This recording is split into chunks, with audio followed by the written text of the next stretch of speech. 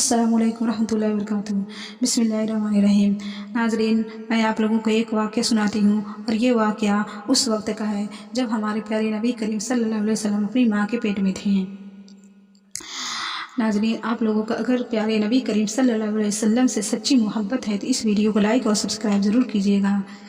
ناظرین، be be Amna رضی اللہ عنہا فرماتی ہیں کہ میرا پہلا مہینہ چل رہا تھا، صبح کا سہانا وقت تھا، میرے گھر کے سامنے سارے دروازے بند تھے، میری آنکھیں کھلی ہوئی تھیں کہ اچانک سے ایک روشنی سے کوئی شخص میرے گھر میں داخل ہوا اور میرے سامنے آ گیا۔